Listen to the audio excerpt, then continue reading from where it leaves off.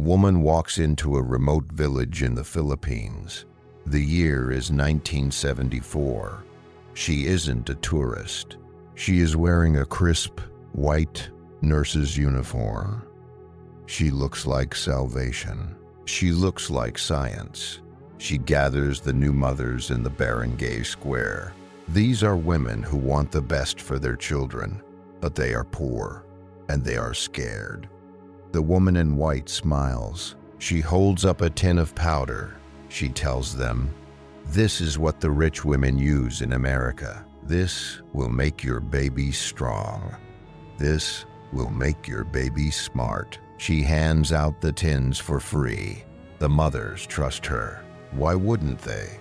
She is a nurse, but that uniform is a costume. She isn't a medical professional. She is a saleswoman on commission, and that tin of powder. In this village, with no clean water and no electricity, it isn't food, it is a time bomb. She knows that once these mothers start using the powder, a biological clock starts ticking. She knows that in 2 weeks, when the free sample runs out, the mothers won't just want more. They will need it to keep their babies alive. She is selling a trap. This isn't a story about a bad product. This is the story of how the world's largest food company tricked millions of mothers into starving their own children. I am James Tudor. This is Empire Archives. The motive for this crime wasn't complicated. It was just math. In the 1960s, the baby food industry hit a wall. In America and Europe, the baby boom was over. Birth rates were crashing. And worse for Nestlé, Western women were going back to breastfeeding. It was becoming trendy again. So, Nestlé had warehouses full of milk powder and nobody to buy it. The executives in Switzerland looked at the map. They needed a new market. They found it in the global south, Africa, South America, Asia, places where populations were exploding. But there was a cultural barrier. For thousands of years, mothers in these regions had breastfed. It was free. It was sterile. It was tradition. Why would a family living on $2 a day spend half their income on a tin of powder? Nestlé knew they couldn't just sell the milk. They had to destroy the tradition. They had to make these women feel ashamed of their own bodies. They launched a campaign designed to make breastfeeding look primitive and bottle feeding look modern. They didn't just sell a product, they sold a lie about progress. This is the part that makes this evil unique. Usually, if you buy a product and you don't like it, you just stop buying it. But Nestlé found a way to remove the choice. They hacked biology. It works like this. If a mother stops breastfeeding for a few days, her milk supply dries up. The body thinks the baby is done. The factory shuts down. And once it stops, you can't just turn it back on. Nestlé weaponized this. Their sales reps, those fake nurses, would wait outside maternity wards. They would hand the mother a gift pack, a 2-week supply of formula. They would say, "Rest, take a break, use this." The mother would go home. She would use the formula, and by the time the tin was empty, her own milk was gone. She was physically unable to feed her child. The free trial was over. Now, she was a hostage. She had to buy the next tin, and the next one. It didn't matter if she couldn't afford it. She had no other way to feed her baby. But the financial trap was nothing compared to the physical one. In a sterile American kitchen, formula is safe. But in a mud hut in rural Jamaica or a shanty town in Manila, you have no refrigerator.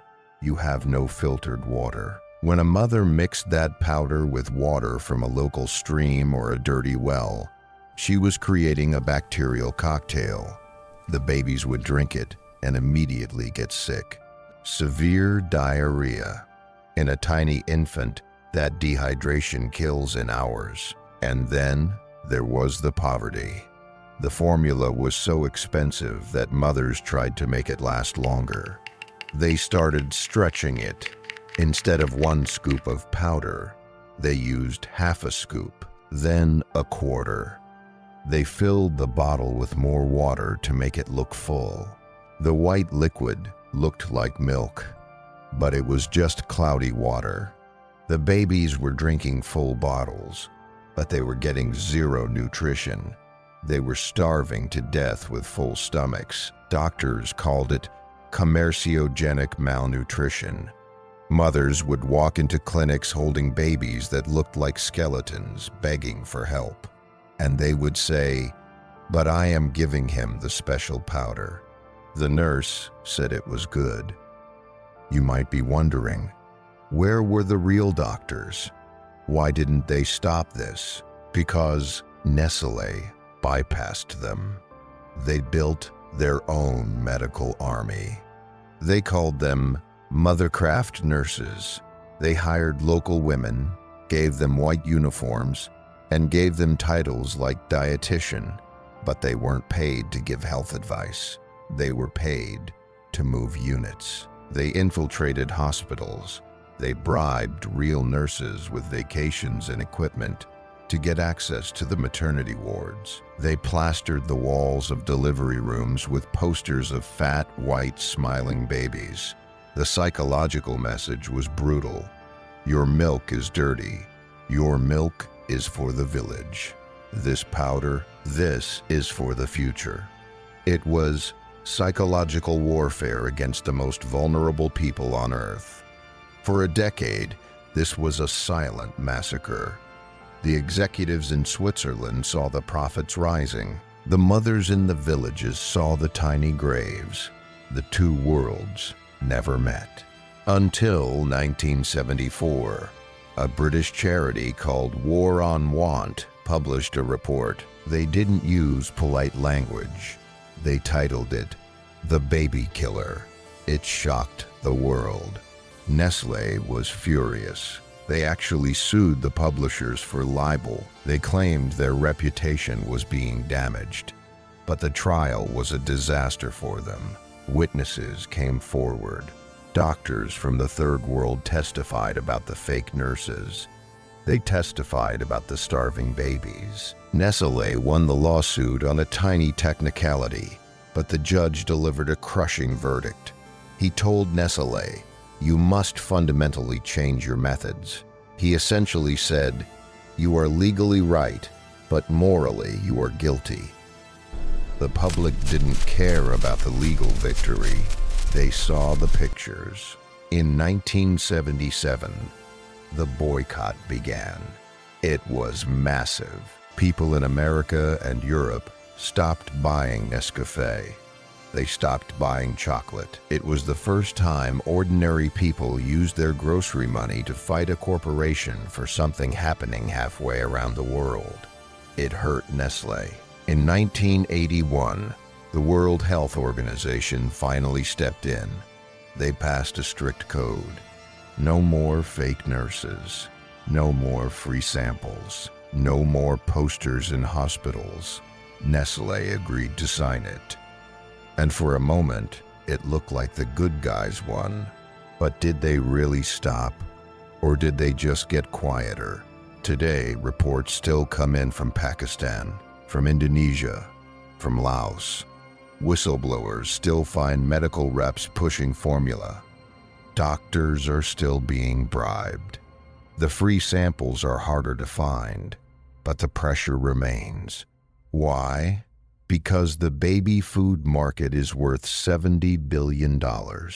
And as long as that much money is on the table, they will find a way to get into the maternity ward.